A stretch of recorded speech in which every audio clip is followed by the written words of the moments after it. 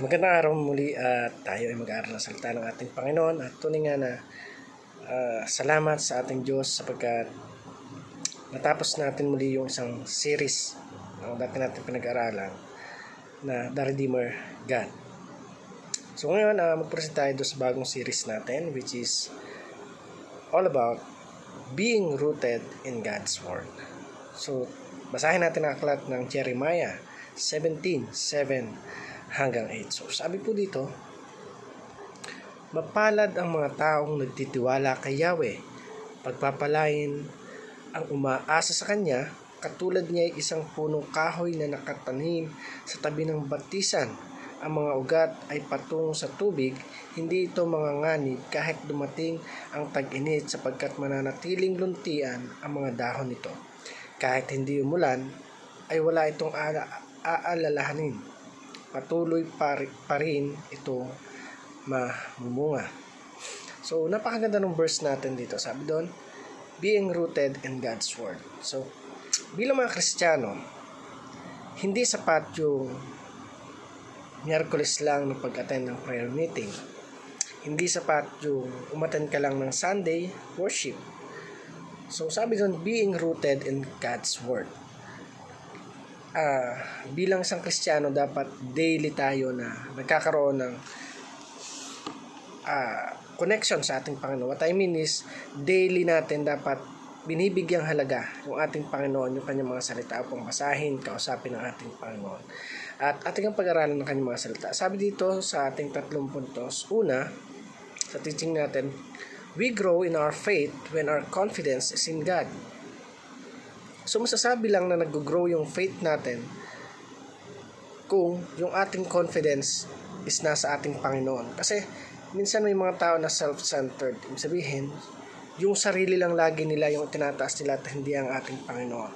So hindi masasabi na ang isang Kristiyano ay talagang matured na o nag-grow kung laging maririnig mo sa kanya is yung sarili ang tinataas niya at hindi yung ating Panginoon. Kasi marami dyan yung talagang sobrang talino pagdating sa Biblia, pero in terms of applying those teaching na tinuturo nila, hindi naman ito nakikita sa kanyang buhay. So, we need to grow in our faith when our confidence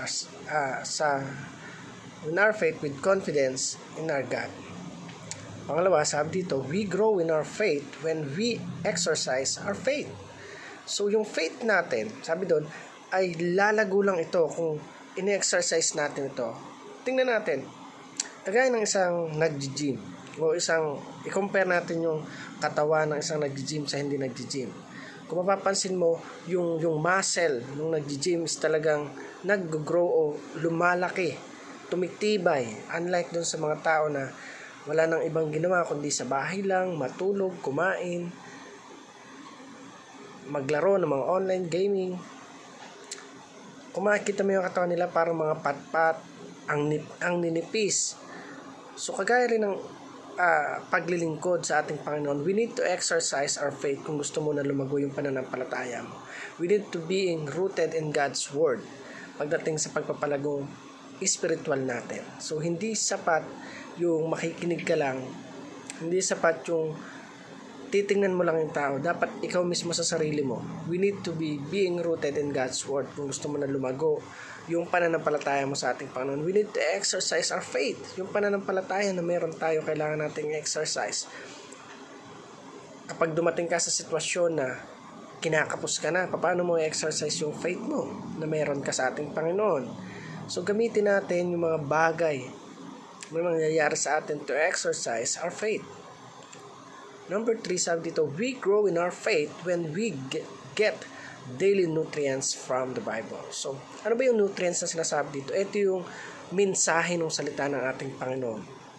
Yung nais ipaalam sa iyo ng ating Panginoon. If you read the Bible daily, you will learn something na babago ng buhay mo at ng pananampalataya mo upang patatagin ito. Kaya mahalaga sa buhay ng bawat isa sa atin na we need to being connected sa ating Panginoon at hindi tayo dapat lumalayo sa Kanya. So kung gusto natin na mag-grow, kung gusto natin na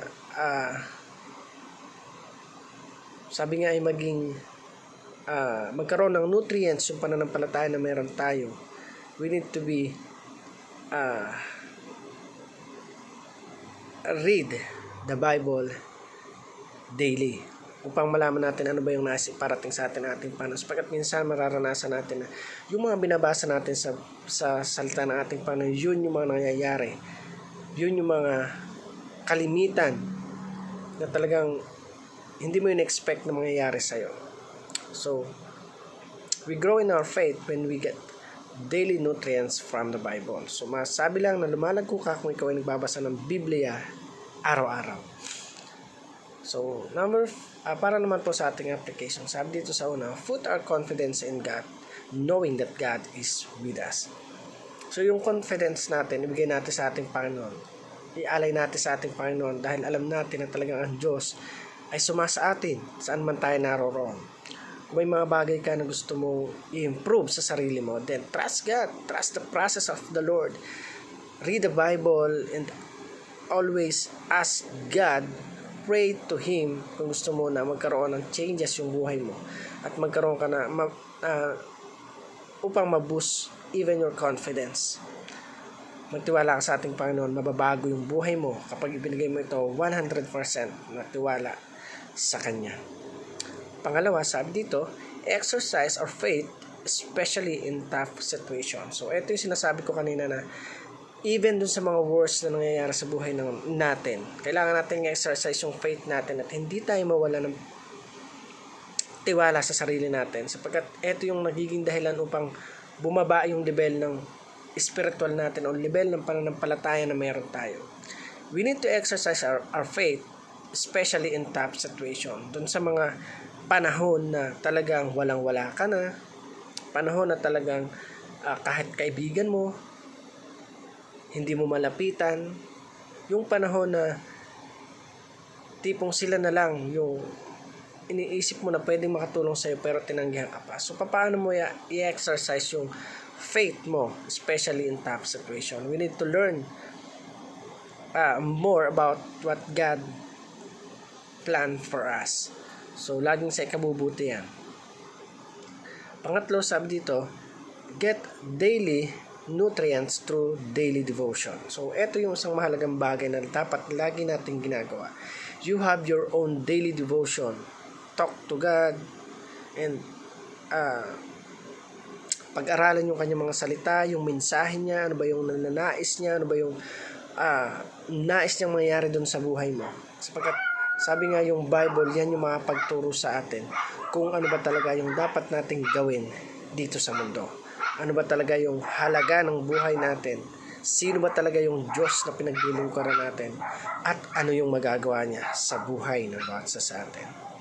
So again, we need to be rooted in God's Word. So, yun lang po yung may share ko ngayon. I hope may natutunan po tayo sa maikling topic na to. Salamat sa pakikinig at panonood. Pagpalain tayong lahat ng ating Panginoon.